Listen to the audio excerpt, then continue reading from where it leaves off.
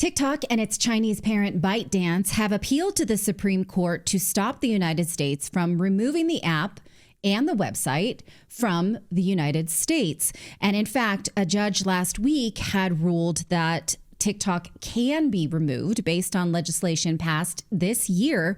And TikTok is trying to stop that so it will continue to be available in the United States to Americans. They say that the law is a violation of free speech and the Constitution, whereas U.S. lawmakers say it is a security threat for Americans. So who's right and who's wrong? Joining us to discuss is Taylor Hudak. She's an American journalist based in Europe, and she's been following this quite acutely. You can find her at _Taylor Hudak on X.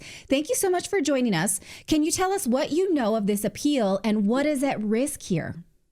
Yeah, so exactly as you said in your intro, just yesterday, Monday, December 9th, TikTok and ByteDance filed a motion asking for the U.S. D.C. Circuit to essentially put a pause on this law to allow for them to then appeal this to the Supreme Court. But it is unclear if the Supreme Court is going to actually hear this case. Some legal experts say that they will. Others say it's not too clear. But what happened on December 6th was a unanimous decision was handed down by a panel of 3 judges. 2 of them are Republicans. One of them was actually a Trump appointee, and then the third was a Democrat. They argued and ruled in favor, of course, of the U.S. government, stating that a ban on TikTok was in the interest of U.S. national security, and any concerns presented by TikTok and ByteDance that this was in the interest of free speech and the First Amendment to allow this platform to continue operating in the United States was outweighed by these national security concerns. So it's unclear right now if the platform will be operational in the United States. The platform has until January 19th, so one day before President Trump is inaugurated into office, to sell the platform to be owned by an American owner. ByteDance has said previously they don't have the means to do this and they don't intend to do this. So I think that they are really hoping that the Supreme Court will hear this case, or that President Trump himself will do something, work with Congress to potentially revoke this proposal or this bill altogether, or amend some provisions within it. But besides a few people, such as Representative Thomas Massie, there has been a bipartisan appetite to shut down TikTok. And we passed the Protecting Americans from Foreign Adversaries Controlled Applications Act.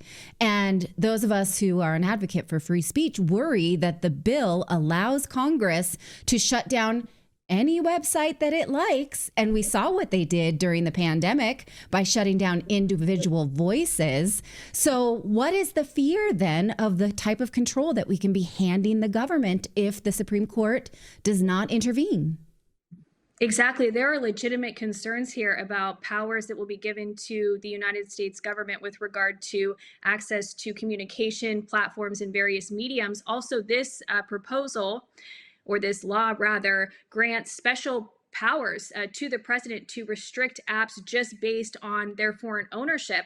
And this bill, that is the Protecting Americans from Foreign Adversary Controlled Applications Act, was initially brought before Congress just March of this year. So it was passed through the legislative process quite quickly, presented by 2 members of the House Select Committee on the Chinese Communist Party, introduced this, 1 Republican, 1 Democrat. And interestingly, the bill was voted in favor 50-0, unanimously in favor in the House Energy Commerce Committee. So it is deeply concerning that it has been welcomed. It has received bipartisan support. However, it is also important to note that various civil liberties groups in the United States, particularly the ACLU, has from the very start been against this proposal and has been vocally advocating as well just recently for the Trump administration to please work with Congress to amend this, as I had mentioned, or to completely revoke it, because it does endanger our First Amendment rights to free speech. 170 million Americans use this app. It's a place where they express their opinions, their views, and to shut that down does seem to go against our First Amendment rights. But again, the courts are arguing that there's this national security risk. And I understand at this time that the national security concerns are under seal. and I suspect that they probably will remain under seal. So it's not really clear as to what those concerns are. There has been mention about how it's dangerous, it's risky for the Chinese government and the Chinese Communist Party to have access to Americans' data. But let's be clear here, which is that US platforms like Facebook, Instagram, X as well, often get access to Americans' data as well. So the US government has our data. We don't have a GDPR or any sort of data protection laws in the United States. So this concern seems a little bit questionable. Many have wondered if the real reason for shutting down this platform is that data protection concern, because it's important for the viewers to also remember that this bill was quickly passed through the legislative process in the House and in the Senate in the spring of this year, around March, April, May. It was passed through quite quickly at around the same time that many university students were protesting Israel's war in Gaza. And at the same time, there was many reports coming out in the media from Al Jazeera, Rolling Stone, MSNBC, NBC, stating that many US lawmakers were concerned that younger people were getting radicalized by being exposed to differing views on Middle Eastern geopolitics, as well as US foreign policy on the TikTok app. So that's also a possibility that they're concerned about this shaping people's political views. Right. But if we're sort of categorizing lawmakers, we know that Thomas Massie does not take money from Israeli lobbies, right, and every other member of Congress that does supports this bill. So that's an interesting overlap of interests, I would say. Also, again, what you say is that the proof that China could spy on us is under seal, so we don't know. So what makes me nervous about this is a couple of things. All the things the government has done without ever proving things to us, such as, I don't know, Iranian nuclear weapons or, yes, spying on us. Also, I know from Edward Snowden's book that we spy on China quite regularly. That was the thing. That was the linchpin for him to decide to expose government spying on Americans. And so I'm concerned about this burden of proof and how we can be sold things in this Trojan horse that they never have to prove, and that both parties support it. What do you think an incoming Trump administration's attitude is about this? Well, the Trump administration, or at least the first Trump administration, initially put forward an executive order to completely ban TikTok. That was rejected. And then Trump has recently changed his perspective on this. In September, he posted a video stating that if you want TikTok to remain operational in the United States and have access to it as a U.S. citizen in America, you should vote for me because I will not allow for the platform to be banned. So hopefully he will stick to his word. It's unclear exactly what he could do. It's been reported that he could encourage his Justice Department to not implement the law, or at least not hold accountable the app stores if they were to continue to allow people to access the platform and download it. However, when these app stores like Google and Apple are facing very hefty fines, it doesn't seem that they are going to want to take that risk, just being promised that they perhaps won't face those fines or be prosecuted for not complying with this law. So again, the Trump administration could potentially work with Congress, or of course the Supreme Court, as I had mentioned, can go ahead and hear this case and rule or overturn that U.S. The D.C.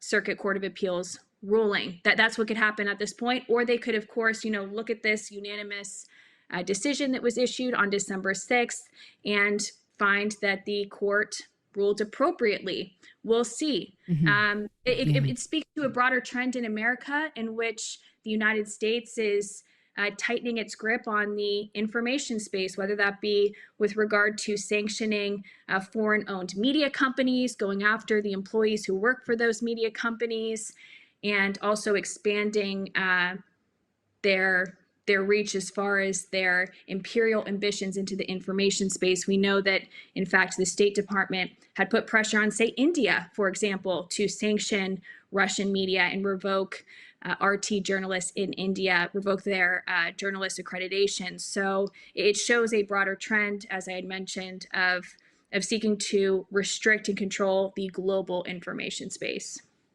Yeah, it's terrifying. So what do you think would happen? Because Americans do love TikTok. And if it suddenly goes dark on our app store and we cannot access TikToks on the internet, What do you think Americans would do? Would they just switch over to Instagram? What would that be like, do you think? Have you thought it through? I think young people are going to be very upset. When news of this law first came to the public's attention, young people were, Gen Z were calling various Congress members and encouraging them not to support this proposal or support any bans on TikTok. So I see perhaps many protests, a large outcry against this. I do think the lawmakers who put forward this proposal are going to be quite unpopular if they are not already. I also think Trump has an opportunity to start his administration off on a really good foot, let's say, by making some bold moves with regard to this law, doing the best that he can to ensure that TikTok isn't banned in the United States, because this will, of course, open the door for other platforms that are owned by so-called foreign adversaries to be shut down. So I do see young people getting quite angry and upset about this. And as I mentioned, we may see protests, calls to Congress, and more political action, perhaps. Yeah. Well, I mean, it's risky. It's really risky at a time when we need our freedoms. So thank you for this context. You can follow Taylor at _Taylor Hudak on X. And she's one of the most, I want to say, complete thinkers on this subject. So follow along her reporting. Thanks for coming on Redacted. You're welcome back anytime if you have time. I really appreciate it. Thank you very much. Thanks, Taylor. And all right. I see some comments here that are like, TikTok's trash. We don't need it. Not the point. You guys, it's about our ability to choose the way we communicate for ourselves and not hand that over to the government. So, yeah, I'm not a big user of TikTok. I don't use TikTok. I don't care. But I do not want the government to have the power to remove it. Congressman Thomas Massie has been outspoken against this, right? He absolutely says it's clear where this was not about China. This was about Israel, of course. Congressman Massie is going to join us here on the show tomorrow to talk about that and more. But you mentioned RT. Go ahead. No one in the United States was watching RT, by the way. Like the data, according to Lee Smith, investigative journalist, is like, I think 0.01% of all cable news viewership was watching RT in the United States, Russia Today. So Americans weren't being brainwashed by Russia. No one was watching it. But don't you have a choice to watch it in the United States of America, right, David? I mean, that's the point at the heart of it. Yeah. For a long time, it was on the cable networks. Like you could go to on Comcast and you had RT as a choice. But until all this stuff happened, then all of a sudden, we can't see that anymore. Yeah, we didn't have it in Europe. We couldn't get to RT.com. The European government had removed that as well. So we had to use a VPN when we lived there. Europe, they don't litigate to take away freedoms. They just take them. Yeah. So in Europe, they just tell you can't use cash anymore. All right. 500 euros is the limit, or 800 euros is the limit in cash. Otherwise, if you go above that, you're considered on the gray market. You're considered a terrorist. They'll just take away your freedoms, So all these liberals who are hemming and hawing about moving to Canada, moving to Europe for more freedoms or whatever. Yeah. Go ahead. And you'll see surprised. A 50% tax rate and tell me how free you feel there. I speak from experience. Yeah. Okay. All right. We got more news. So this bombshell story coming up, you guys are not going to want to miss this. And I hope that you will please share this story far and wide, because this is a bombshell story about the Biden administration's corruption, the use of children in the United States, and the massive child trafficking operation that is coming out of Guatemala and being facilitated at the highest levels of the Biden administration. We're going to break that story wide open for you here in a moment. But first,